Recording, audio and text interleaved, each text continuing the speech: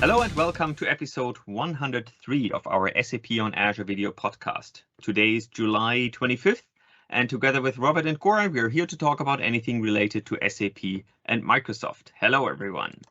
Hello. So, Hi. Data and analytics is a constant topic with our customers. Obviously, customers have a lot of choices when it comes to analyzing their SAP data. There is the SAP Analytics Cloud, there's SAP Data Intelligence, and there are lots of tools by our partners. From Microsoft, we also have a very impressive tool set with obviously Power BI and the Azure Data Factory or Synapse. For years, we have had a bunch of SAP-specific connectors, some of them also SAP certified. But just a few weeks ago, we completed our private preview for a new SAP connector for Azure Data Factory, which has a huge success with a lot of customers and partners that actually signed up for this private preview. Now we are in public preview, and I'm very happy to have Ulrich Christ with us today, who can provide us with more information. Since we are recording this episode already on Monday, there is not so much news from this week, so I will ask Ulrich directly to introduce himself. Yeah, thanks, Holger, for the introduction. So my name is Ulrich Christ. As you said, I'm basically in the product management team, or we call it program management team for Azure Data Factory, and I'm primarily focusing on SAP connectivity in ADF. I quite recently joined Microsoft from SAP, so I started here on January 1st after 16 years at SAP. So Cool. Basically, my expertise still lies more on the SAP side than the Azure side, but I'm working on that. So I think you have a lot of things in common with, Robert cannot make it today with us, but Robert, Goran, and we're all former SAP employees, basically. So we worked with SAP. So it's really interesting to see a lot of ex-SAP colleagues joining Microsoft. And actually, there's also the other way around, right? We also have a lot of colleagues from Microsoft joining SAP. So there's a good intermingling between SAP and Microsoft here. Yeah, well, welcome to the club. Yeah. Thanks, Goran. Cool. And at SAP, you were also working in the data space. And Yes. Now, obviously, you're working on this new connector, among other things, for Azure Data Factory. Can you tell us a little more about that? Yeah, maybe let's start a bit slow with a general introduction of the connectivity we have in Azure Data Factory for SAP, because the new connector, which we just launched, is of course not the first and only option we have in our portfolio. Let me share my screen.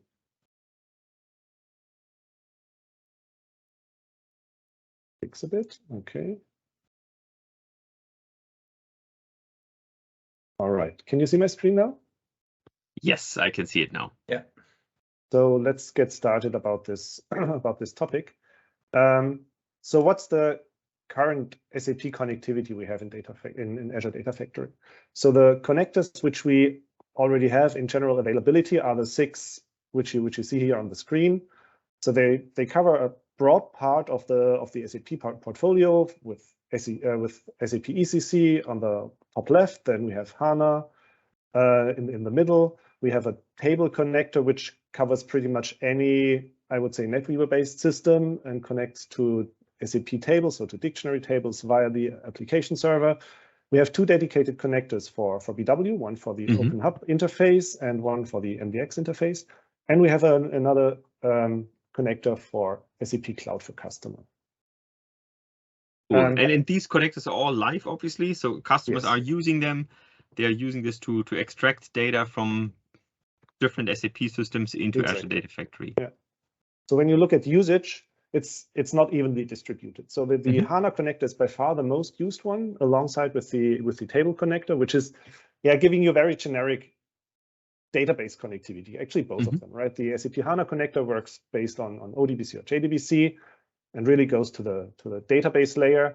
And a similar functionality you can get with the table connector via the application layer and using a couple of function modules there, which in the end then execute a SQL statement, fetch the data into the application server and and hand it over to our self-hosted integration runtime, which is kind of the proxy between the SAP source system and Azure Data Factory in Azure. Right. Yeah. So that's basically it. And if you look at this portfolio, it's pretty much based, that's the third bullet point here, on open standards, right? We have been focusing on ODBC or JDBC connectivity, on SQL for the table connector, and similarly for the Open Hub connector, which is also technically very similar, or OData, that's behind the SAP ECC connector. So that's basically the approach we have taken in the past to connect to SAP. And for SAP-minded people, especially people working with data in SAP, they're probably aware that this is not how SAP is doing things internally, right? SAP has different mechanisms to integrate data between its source systems and its targets. And of course, third-party vendors have also adopted those SAP standards. And now we're basically following suit. That's the story behind our new connector. And I think that's really something, when I mentioned in the introduction that we have a lot of partners that are also very, very active in this space. Yeah.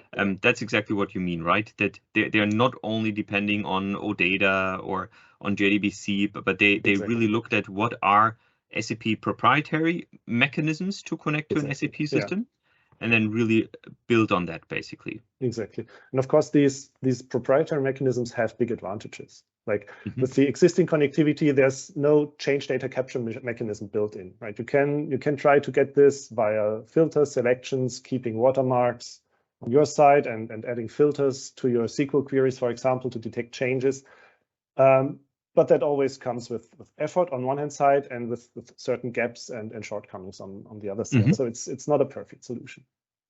And now these proprietary SAP mechanisms are much better at that. So they basically provide, in many cases, such change data capture mechanisms out of the box, for example. Right? Okay.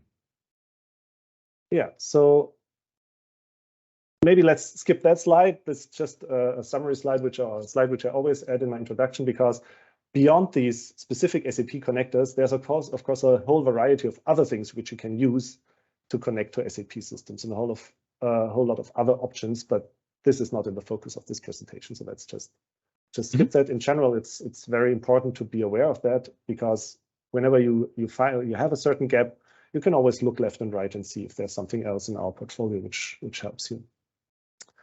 All right, so with that, I would switch over to the new ODP connector, which we have been launching in public preview end of last month. So basically, 30th of June was the launch date. And since then, we have seen nice traction and a lot of customer interest on it. So maybe let's start with a very short introduction of ODP, or operational data provisioning, as it's called. For SAP-minded people and people with a BW background, for example, or also a background in data intelligence and data warehouse cloud or SAP data services, this will be something which a lot of people are probably familiar with, but let's very briefly describe what this framework is about and why it's so valuable.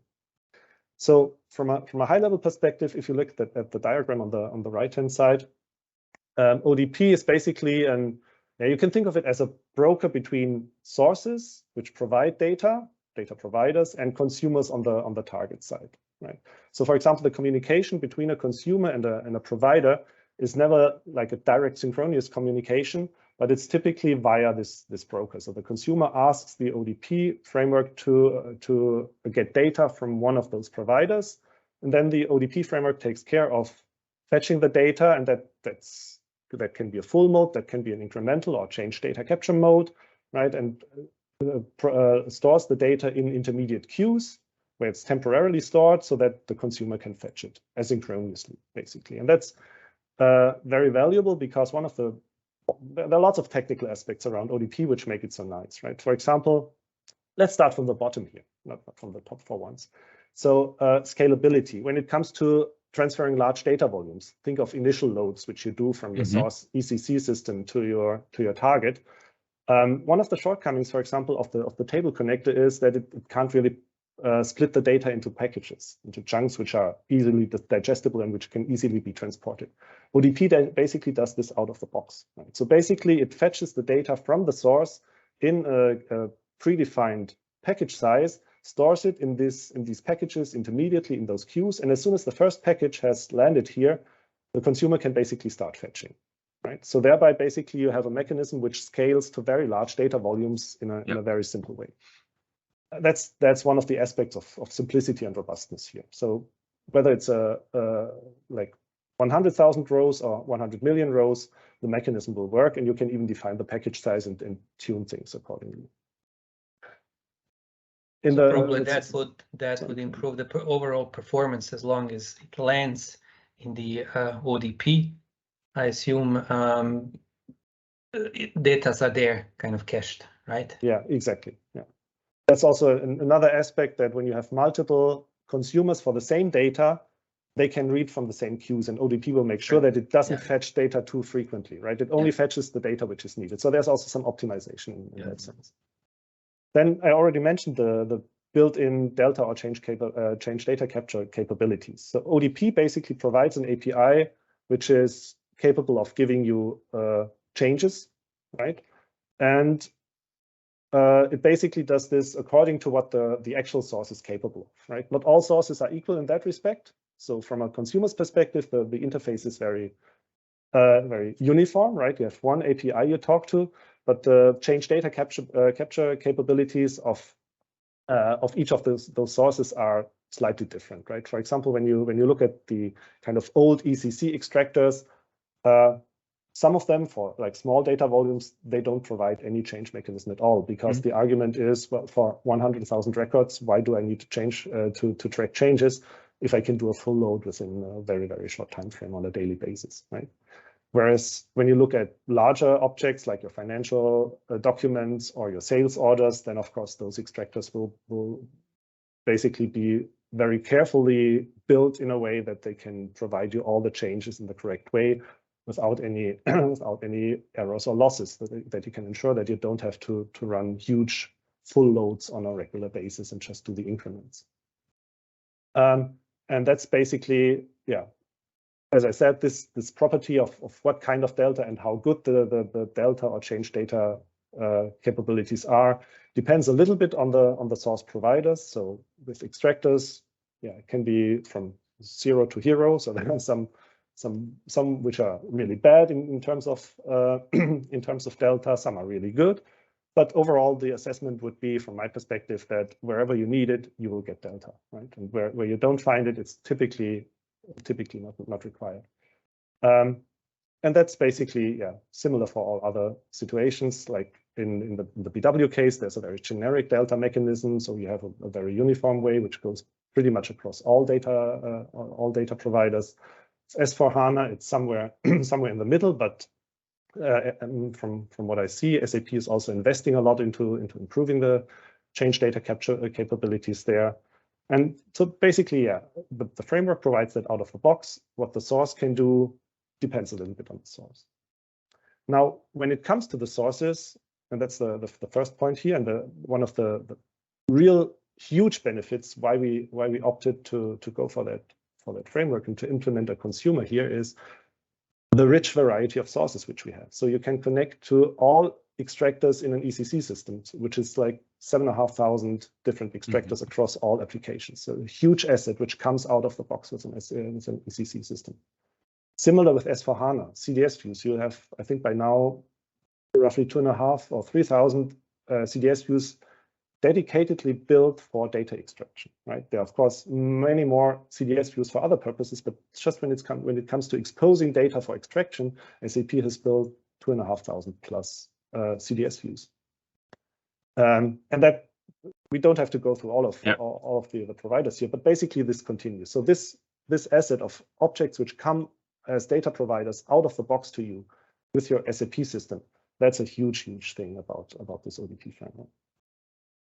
So if I'm now coming from a Microsoft side and I'm wondering, okay, that sounds perfect.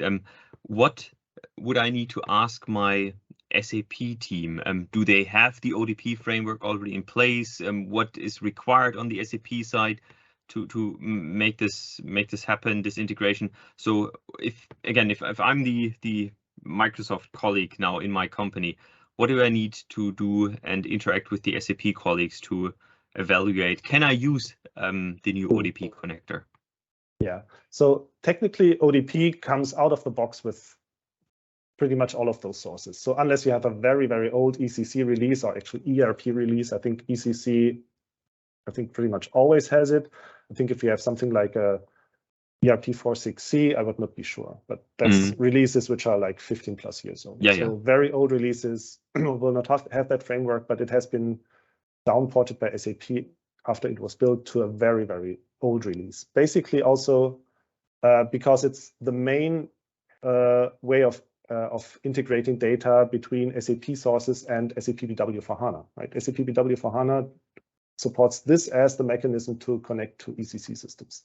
So from that perspective, it's very important for SAP to make sure that this covers a whole. Yeah. So one question, Ulrich, those subsystem or databases, whatever, depends on the provider. Yeah. Do they need to run in Azure, or they could be also on premises? It's a good point. I think we have it here on this slide, and you didn't know my slides, right? So I'm impressed by you asking this question now. So if you look at the architecture, how this is set up, basically you see on the left-hand side the SAP part with the ODP framework and the sources which it provides, and on the right-hand side the Microsoft part of the story, right? And there's of course Azure Data Factory where you model and where you operate your processes, and there's also this component of the self-hosted of the self-hosted integration runtime, which is basically the proxy between the SAP system and ADF. So this you typically install in a virtual machine or on premises on a machine in your data center. And it does the communication with the ODP framework directly and transports the data to ADF. But via this mechanism, we're actually able to work with SAP installations running in Azure, running on any hyperscaler, because you can also install that self-hosted integration runtime on any other hyperscaler, of course. And same thing applies, same argument applies for on-premise installations. Cool, yeah. And I think just one last thing to follow up. So ODP is nothing new. I think that's also very important. It's a very proven technology on the SAP side. It's been around for a very long time. And we're just now also supporting ODP.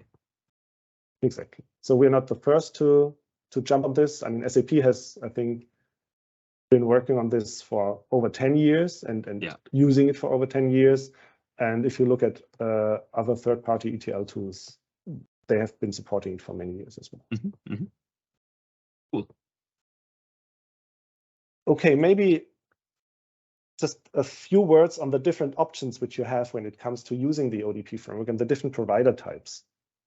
So it basically gives you access to different layers of objects. You can access database tables directly, like you can do it with the table connector, but only in combination with the so-called SLT server. SLT is SAP Landscape Transformation Replication Server. That's basically a trigger-based table replication mechanism, which you can install as an add-on on the SAP application server of your ECC system or in a standalone fashion. So with this additional component, you can basically do like change data capture in a very uniform way on any kind of tables in your SAP system. And you will get data in a third normal form, right? So basically you have to understand the table layout SAP has provided, and you have to assemble pieces on the target side, which, so from a data integration perspective, that's very, very easy. When it comes to data modeling, you need to understand the data model, right? You need to know, okay, which tables do I really need for a certain business scenario? How do they relate? How do I have to join them on the target side? Or how do I have to transform things to get things right? So there's a little more work needed on the target side, but data extraction and replication is very straightforward. When it comes to CDS views and extractors, the story is the other way around. Consumption is much easier because those objects have been created for, mainly for ease of consumption, I would say. So extractors basically don't provide you the data as it is stored in the tables, but they already transform them into a multi-dimensional format, which is much easier to understand, right? So you don't have to really understand the details about the SAP application data model, but you basically will see things like a fact table for your sales orders, and you don't have to care about where the data really comes from. And similar for dimensions and all that kind of stuff. So much easier to consume, but as I already said, change data capture is a bit trickier in that respect because, you have multiple tables to take into account and changes are harder to track. similar arguments apply to CDS views. So CDS views also give you a multidimensional view on things. So again, easier to consume. And here, because time is advanced and technologies have advanced, SAP is also doing a very good job on providing much better change data capture capabilities than we had in the past with extractors. So that's something to take into account when looking at what choices of provider to go for. That's at least one thing or one kind of aspect to take into account: ease of consumption versus ease of replication. Yep. Okay, so I guess we can skip the other one. So that's just high-level things. And I think with that, we have pretty much covered what I wanted to talk about. Here again, some details on the variety of sources. I think I've mentioned all of that already on the first slide. The delta capabilities are also mentioned, right? We have extractors for mass scenarios which have delta capabilities. Many CDS views have delta capabilities and so on. So not always the same. Some are better, some are worse, but in principle, you can think of, yeah, if needed, I will get change data capture capabilities. And when it comes to ease of use and scalability, I already mentioned some of the important aspects there as well. Here you have a more detailed list again. And I guess with that, I would be ready for a demo or more questions from your side. No, let's take a look how it works. Okay, let's hope it works first. So maybe let me give a short introduction to the demo which I'm doing. So the demo is based on an S/4HANA system, and I chose the ACDOCA table. So basically the most prominent table you will find, at least from my understanding. I'm not an applications guy in SAP. I'm more on the technology side, but that's the central table for all of your financial bookings, right? And I did not take the original CDS view which SAP provides. That's this one, the IGL account line item raw data view. But I basically copied it into my own namespace, and I also copied the underlying table because I want to mess around with it later on to do changes. But basically, this is pretty much copy and paste from the original view with some adjustments when it comes to the names. So I had to change the name of the view, of course, and you see that I also changed the table or the underlying view it points to. But other than that, it's really the original object. And here, by the way, you can also see that in the CDS case, basically such annotations here define how change data capture works. So basically, there are nice blocks by SAP which explain in detail what mechanisms you have. And this view actually allows you an SLT-like change data capture mechanism. So it basically works in a trigger-based fashion, but still on that view. So it's a nice combination of the SLT and the CDS technologies. And I can also demonstrate this later on in my demo. When doing changes actually on the database level, we'll still see them coming over to the SAP side. So we don't even have to the Azure side. So we don't even have to go through the actual UI for doing changes in our accounting documents. We can really do changes on a very technical level on the database and see that the changes will be reflected and loaded into the Azure side. Again, because I'm not an applications guy working on the database, is in this case easier for me than doing the changes in the proper way. Now let's see. So what I've done as a preparation already is basically I've set up a copy activity here in ADF. I'm not sure how much detail we need to cover on the ADF side. Should we go into a little bit more detail here and explain how things work, how connectivity works? Maybe very briefly. I mean, we did have another session already on Azure Data Factory in general, but I think if we can recap very quickly, I think that would be good. Let's try to just do this very briefly. So the copy activity in ADF is basically the activity which copies data from a source into a target, right? And as a source, you can now, and that's the functionality which comes with this ODP connector, you can use an ODP dataset. Dataset is basically a representation of a source object inside Azure Data Factory. So you can think of a table. If you look at this dataset here, browser is really slow today. you will see that this points to the CDS view, which I just mentioned. Mm-hmm. So here you already see it says ABAP CDS. Speed this up a little bit, and here you see that's exactly the name of the CDS view I was looking at. Maybe I really want to prove. See, here is the SQL view name. That's the one which is relevant for this data extraction topic. So with this, we basically have a representation of the source object, and that we can use as a source in the copy activity. This so-called data set is related to a so-called linked service. A linked service is basically a connection from ADF to the source system, right? So basically, we have a hierarchy of a linked service, which is a connection from ADF to the SAP system in this case, or to any source system in general.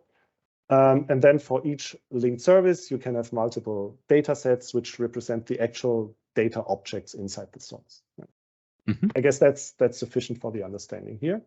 So basically what you do in this copy activity is you configure a source. So you define the data set, you configure the extraction mode, whether you want to do a full or a delta load.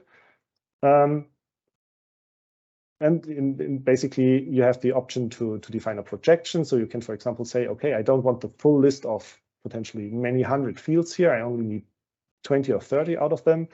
Then you can basically select out of the full list of columns of this object which ones you want to consume. So here you basically see all the, I think it's like 500 fields in this table or in this CDS view, and you can select the ones which you need. You can also add selections. So basically, if you want to filter the data before you transform it, if you don't want to transfer the full data set, but maybe only the last year or the last 2 years, or only for certain regions, you can do that via selections here as well. So that's the basic functionality you need to you have available for configuring the source side. Then you define a sink where to land the data. I'm not going to go into that now. I basically decided to land the data in ADLS Gen 2. Just dump it into a blob store, basically. Yeah. A blob store, exactly, and that's about it. Now maybe let's have a look at the first run of the pipeline. I already did a first run on that data set, and we should see that here in my logs. Yeah, so basically right before we started this recording, I did that. And you can see that I transferred 162,000 records from the SAP system. We could actually even verify if we do if we look at the number of records in SE16 on the source side, we'll see exactly the same number. Right, and now let's maybe check out this delta mechanism and the change data capture functionality and see what happens if I do some changes to the data. And I said I'm basically going to do that in a very technical and brutal way, so to speak. Let's check here. So if you're quick in math, I don't know, you could probably sum those numbers up and you would see it's 162,688 or so. At least the 8 in the end you can believe, right? So let's do some changes here. Maybe let's change, do an update to that, to the underlying table, which changes the source ledger OC to something else, right? And then I would like to re-execute the copy activity and really see that the 20 records which are changed get transferred into the target. So now the exciting part starts. So what do? We say, okay, let's do an update. I think that's the table name. I will have to check. Set, and now it's not source ledger. It's okay. We need to go slow.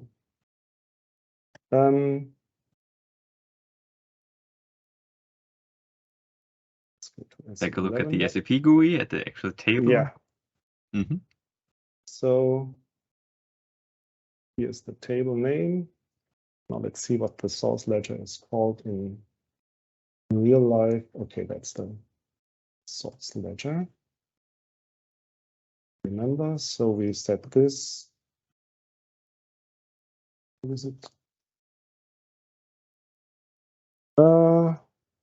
Let's say we set it to FF, so we recognize where DNR equals, and now we said 0L.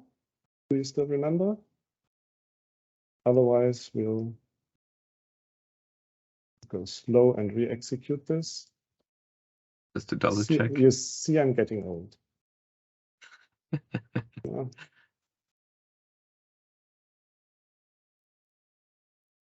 Yeah. Zero C. Okay. OC. 0C. Okay. 0C. Okay. Now let's run this.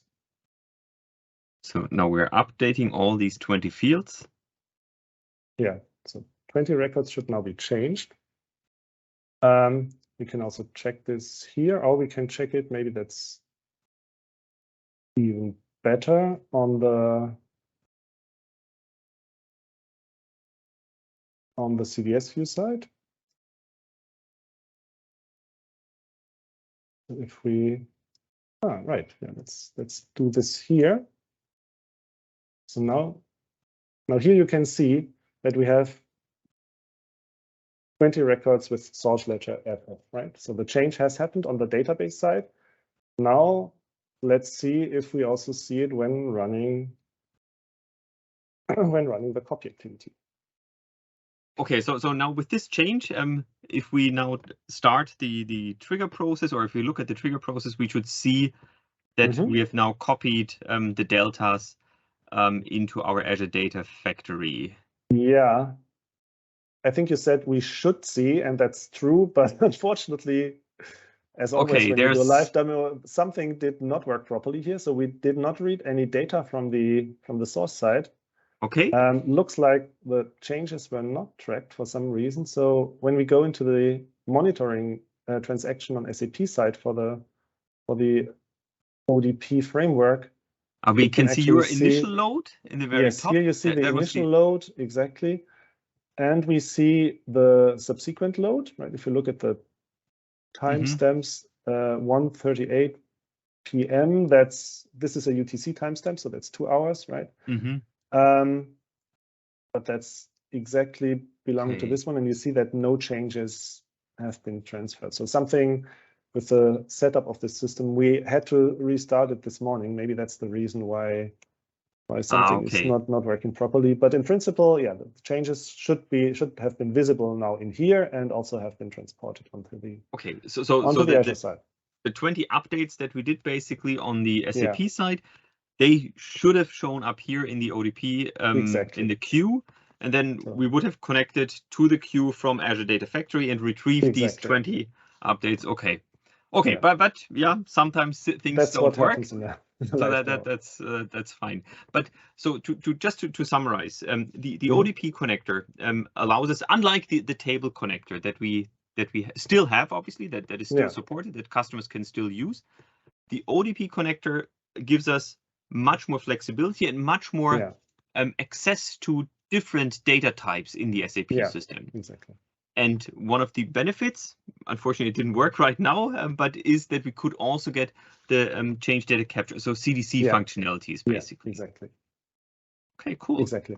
And as I said, the robustness. So when it comes to large data volumes, you don't have to care about chunking them or taking care about the size itself, right? This is done by the framework out of the box.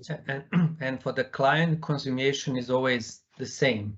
Exactly. Regardless of the provider, right? Meaning higher, bigger simplicity here. Exactly. There's one more thing which I would like to close this with.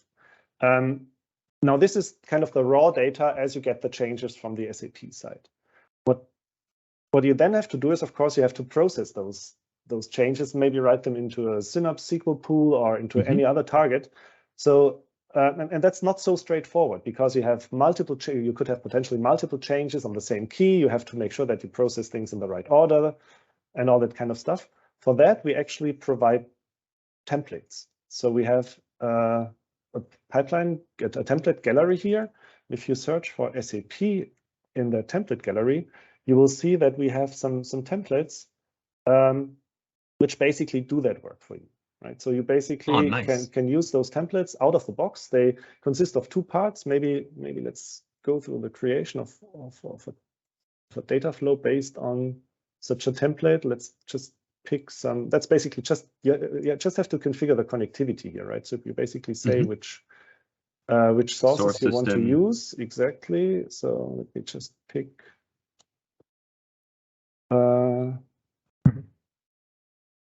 Probably doesn't matter which one I take. And here you already see the idea of that template. So it basically starts with a copy activity as we just had it, right? And then if data has been read, so we check if data was transferred or if there were no changes, then basically the logic applies a data flow, which does all the sorting, deduping of all the data for you, right? So that basically allows you to, these steps here basically process the change tree, make it like digestible for you. Then you can actually modify this. It's just a template, right? You can, you copy it from a template, then you're free to modify it. I would recommend not changing the first part because that does the technical work for you. But when you want to apply your own transformations, like add additional columns, join additional data, then you can basically do this here right before this last step, right? And add your own transformation logic in here. Oh, great. That really simplifies the work with the data because you don't have to understand all the tricks about the change feed, all the technical fields it comes with. That's basically done out of the box for you. And that's, by the way, also a topic which we're still working on. So we're about to streamline this even further to make this consumption even easier and less error prone, because right now customers maybe could like go and look into the details of some of those steps and change them, which might eventually break things. So that's just a very first shot, which really simplifies your life, but also has some caveats around it. There will be a next step, which we can announce soon, but I can't talk about more at the moment. Cool, a nice teaser basically to the next thing. But I think this template obviously helps a lot in getting started. So exactly. I think this can be a huge accelerator for customers. Definitely. Cool, great. I think even though the demo might not have fully worked, I think that was really a great overview. And Ulrich, I think this is a perfect reason why you need to come on the show again. With a recorded demo, you mean? No, not with a recorded demo. And actually, that's a good point. Even in last week's episode, we highlighted one of your videos that was also published on YouTube, where we can see this scenario. So for those of you who want to see it in action, really working end to end, there's this other video which I'll put in the show notes as a reference. But Ulrich, I still think it would be great maybe once we RGA or once we have more templates to have you back on the show, and then we can take another look at the end-to-end scenario. Always happy to join. Yeah. Thanks a lot for having the opportunity to present here. Thank you very much. Thanks, Ulrich, for joining. You're welcome. Bye-bye. So wait, just before everyone drops off, I hope you're still there. I hope you're still watching and listening. Actually, this is the second part of our recording. So after the demo didn't work in the morning when we recorded it, Ulrich couldn't let go, and he was looking at the issue, and basically he immediately saw the root cause why it failed. So we said, well, instead of re-recording the whole show or just cutting out the missing pieces, we said let's quickly do a post-credit scene basically and really look at how the scenario is working. So Ulrich, can you again share your screen and then show us what went wrong before, and then hopefully show us how it actually works? Yeah, let's see. So we talked a lot about technology this morning, and what we did not talk about was the human factor, right? Behind the keyboard. Yeah, in front of the screen. The problem is very often in front of the screen, and this was the case this morning as well. So remember when I showed you this CDS view, which I had copied from the original SAP CDS view? That's what you said, actually, yes. I had, it's true. And I also said I did some adjustments which were necessary, like changing the name and changing the base view from which we select. What I did not change, and you can, if you scroll back, you can actually see this. I did not change the table name probably and adjust that to the ACDOCA table. It's still this morning it was still ACDOCA, and you can see this in the in the earlier phases of our recording. And of course, this means that the system was tracking changes on the original table while we were updating the copied one, right? And therefore, the system did not find any changes and did not transfer them. Now let's see if this change, which I did and I already activated on the SAP side, makes things work. So first of all, to set things, set the stage again, here I did the initial load already. So the system is set up. We are basically ready to load the changes now. So let me go back here, prepare everything so that we can basically restart the copy activity on ADF side. So, but did you already do changes now on the table? No, I'm just preparing things here. I'm not going to start it. You're right. Let's be very careful here. So first of all, let's see what data we have now, right? We modified the source ledger to FF. So let's adjust this again, right? So let's revert this and change that to OC again, 0C, okay? That's the original value which we had and which is not what we have right now. So now we execute this change, okay? Let's see. If we look at, we should see exactly if 20 OC. Exactly, let's check that this is what we see. Okay, yeah. Perfect. So this change has effect now. And now if we run the copy activity again, we should also get some changes. So now the ODP framework should see that the changes actually happened in the Z table, not like before in the exactly in the original one. And now we can see in the monitor. I would hope that as soon as the copy activity really kicks in and starts here, you see we have changed from one request to two. If I dig a little bit deeper, we see that we have one additional unit, which is one additional data package with 40 rows. Okay. Now you might wonder why it's 40, but 40 is a multiple of 20, which is a good sign already. It's basically because updates are sent as deletes and inserts on the same key. So we basically get 20 deletes and 20 inserts. We can actually check this here, or we can also check it on the target side. If you look here in this ODQ monitor, you can actually even verify the data. But the beautiful thing, all of this is done by the ODP framework, right? I mean, this has nothing to do with Microsoft at the moment. This is all that's all on SAP. So here you see the updates, and down there you see the deletes. And if you check carefully, you will see that this is on the per key. We have 2 records, right? Now let's see if all of this has also arrived on the Microsoft side, right? So when we go here, right now this copy activity has finished, and we also see the 40 records here. Right. And to be really sure, we can now also look into my ADLS Gen 2 and see that we see those 40 records there. Because as you said in the morning, you copied the data and you just dumped it into a blob store.